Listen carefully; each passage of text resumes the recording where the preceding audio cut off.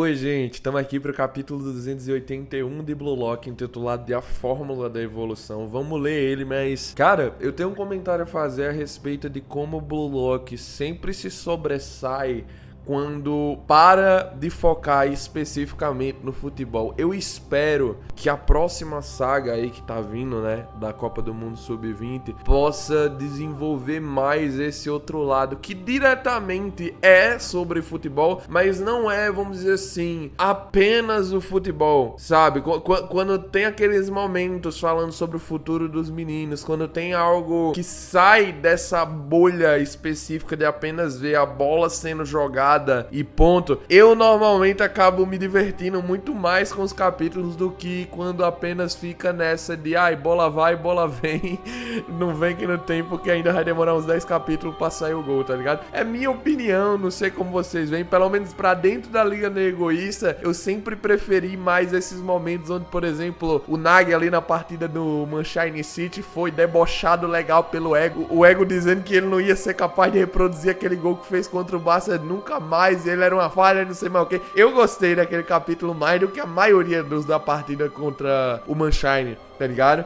E esse capítulo aqui, pelo menos pra mim, representa isso bastante, tá bom? Não é exatamente sobre a partida, mais na metade dele é só pra explicar a teoria da evolução e como isso se liga com o desenvolvimento do Yoshi e com o futebol em si, e foi divertido. Eu acho que finalmente nós temos uma visão bem clara de como Blue Lock se desenvolverá futuramente, a partir até dessa perspectiva do Ego, né? Existe uma diferença, e só porque é diferente não significa que um jogador não é capaz de lidar com outro jogador só por causa da diferença de tipos deles, beleza? Vamos ler aqui e, cara, bom capítulo, tá bom? Bom capítulo, é isso que eu tenho a dizer. Como regra geral, todos os organismos do gene de sua mãe e pai nascem após receber metade do DNA de cada um deles. No entanto, às vezes ocorrem erros de cópia e uma criança nasce com uma característica que nenhum dos pais possui. Isso é, né, claramente a mutação. Por exemplo, muito pequeno ou alto demais, ou muito veloz, ou sensivelmente emocional. Na maioria dos casos, essas crianças são destacadas por serem diferentes ou não conseguirem competir com os outros. E assim, elas acabam que sendo eliminadas sem passar seus genes adiante. Vamos dizer que você consiga uma característica muito diferente da dos seus pais, que seus pais não possuem, e isso acabe que empatando com que você seja socialmente ativo, né? Às vezes pode ser, pelo menos, vamos dizer assim, você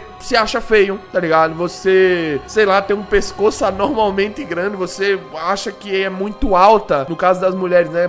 Algumas mulheres não gostam da ideia delas serem altas demais, tá ligado? Isso afasta um pouco os homens. Pronto, às vezes por essas características você acaba se colocando numa limitação ali e você não consegue realmente passar seus genes adiante. Não tem ninguém que queira você, ou pelo menos você se coloca numa situação onde você não consiga achar alguém que queira você, e assim seus genes não vão pra frente mesmo não, né, velho? Simplesmente tu acaba sem ninguém.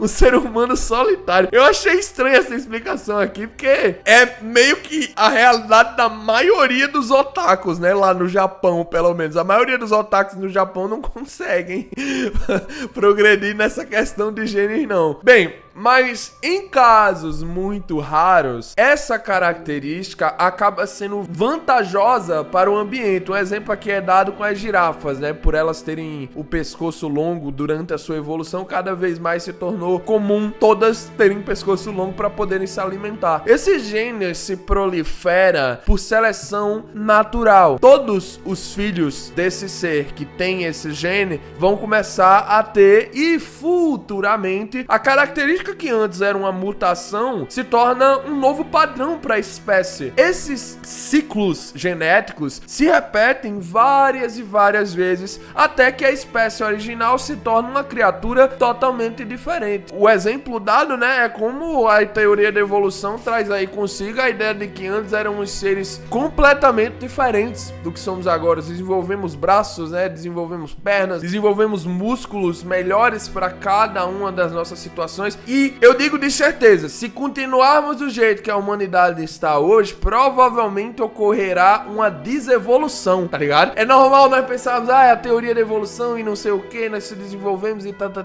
Mas cada vez mais se tornou comum viver em frente de tela. Vamos concordar aqui, precisa de tanta coisa comparado aos nossos ancestrais que precisavam sair correndo de dinossauro, precisava estar caçando comida todo dia. Não precisa, tá ligado? Tu vai no mercado, pega comida. Talvez não estejamos assim tão longe comparado aí o tempo de existência da humanidade pra vermos esse retrocesso. Nós não vamos estar vivos quando isso acontecer, mas ainda assim, né? É comum que isso aconteça pra frente, deve se tornar comum se nós não evoluirmos mais e pra trás. Bem, o Ego explica que no final das contas, isso é a evolução. A Anne fica ali meio com o papo torado. Uau, eu não fazia ideia. Então basicamente é como quando o Pichu se torna em Pikachu, certo? Falando totalmente errado aqui a parada de Pokémon. E aí o Ego dá uma resposta pra ela. Henri-chan, adultos tolos que param de estudar serão eliminados pela seleção natural. Ela diz, beleza, eu vou me esforçar, mas qual é a relação entre evolução e futebol? O Ego então explica. Bem, isso é apenas minha teoria pessoal sobre talento, mas as várias evoluções que a sociedade humana passa são essencialmente as mesmas que isso. Humanos nascidos com características que os outros não têm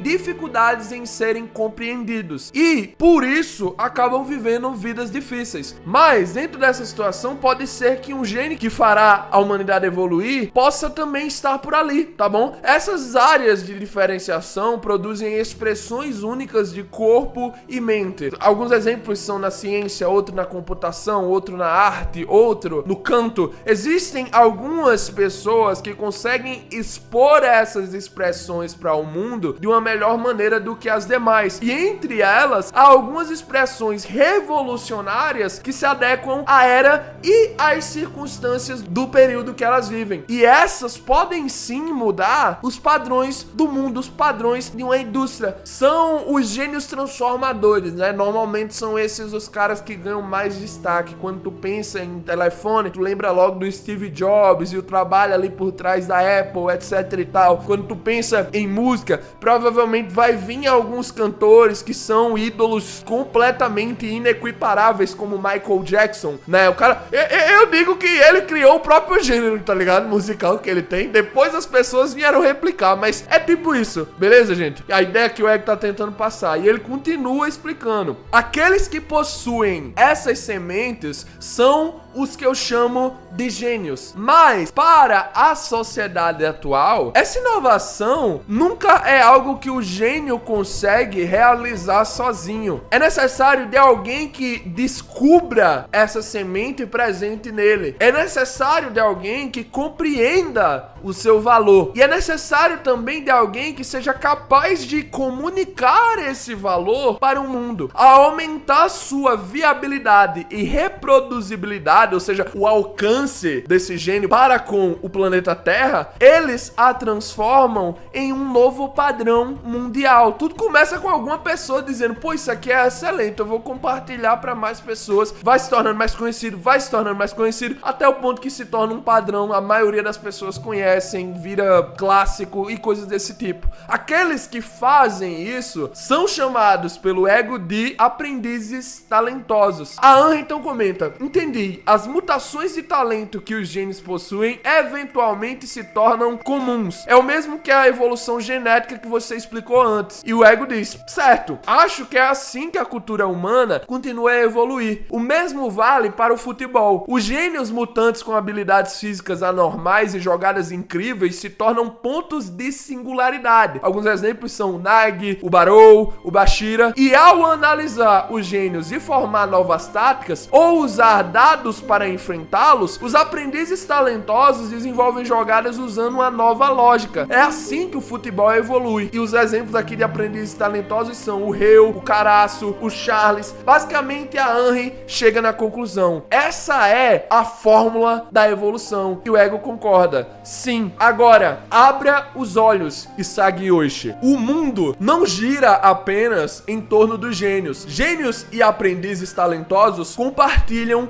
o mesmo palco. E aprendizes talentosos como você têm seu próprio caminho para se tornarem os melhores do mundo. O Igarashi dá um restart ali na partida, o Noah recebe e o Isagi continua se deparando com a cruel realidade. Não tem como eu derrotar um gênio. As jogadas absurdas que os gênios fazem são impossíveis pra eu tentar executar na hora. Eu nem consigo imaginar isso. Espere, na verdade, eu acho que eu sempre lutei como um aprendiz talentoso. Aquele e aquela habilidade e aquele momento, eu analisava o talento de alguém, copiava e fazia meus próprios ajustes com base em previsões. Eu roubei de todos os outros e ainda assim mal consegui sobreviver. Eu não tenho originalidade suficiente para criar algo do zero. Eu sou um aprendiz talentoso genuinamente de segunda categoria. O Rin tenta ali tomar a bola do Noah, mas o Noah passa pro Kaiser e o Isagi continua o seu raciocínio. Esse jogo está girando apenas em torno dos gênios. O Kaiser devolve pro Noah e continua. O mundo está esperando por mais um super gol. Ninguém vai passar para um de segunda categoria como eu.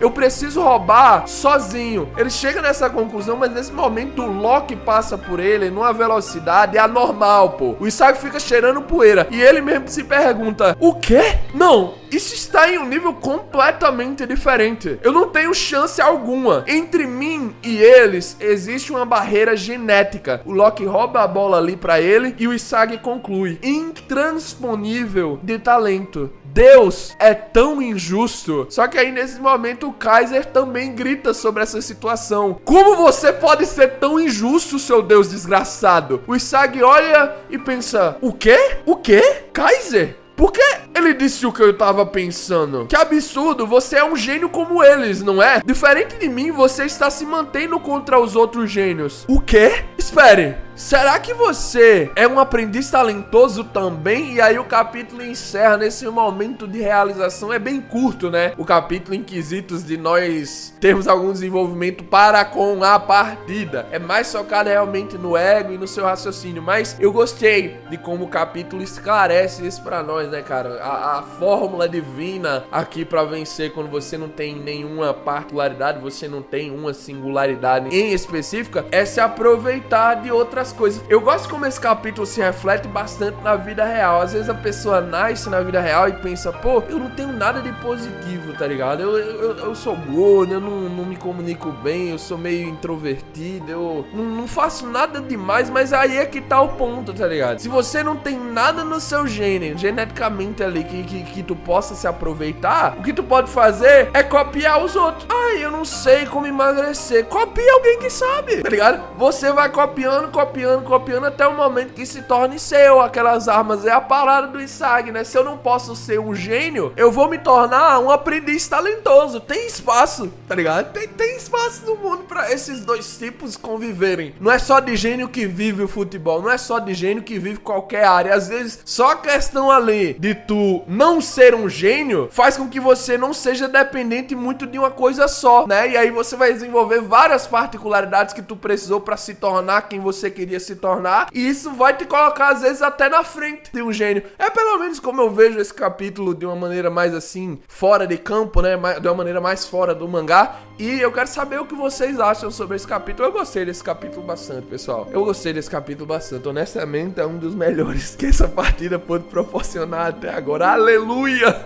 Na reta final, a partida tá se salvando. E, gente, eu queria fazer um adicional aqui no final do vídeo, que eu acho que é muito importante, mas muita gente talvez não tenha pegado, até porque o capítulo é muito mais focado no ego do que em si diretamente no Isagi. Só que, cara, indiretamente, esse capítulo pra mim mostra assim, com toda a cara, que tá muito perto do Isagi se reconhecer totalmente, tá ligado? Literalmente, essa parada da diferença de gênios pra outro tipo. No momento que o Isagi entender que ele não precisa, eu só copio os caras, ele tá se botando pra baixo por causa disso. No momento que ele perceber que tá tudo bem copiar os caras, eu creio que veremos uma vinculação, uma particularidade ali, uma coisa mais voltada ao flow do Isagi estando presente na obra. Porque, por exemplo, o Kaiser, o desenvolvimento do Kaiser foi literalmente ele voltar do zero. E aí ele se reconheceu totalmente, conseguiu se despertar e fazer seu gol do seu jeito. Tá tendo dificuldade agora sim, mas, cara, é porque realmente é difícil, né? Querer sozinho ali, ou junto só do Noah, conseguir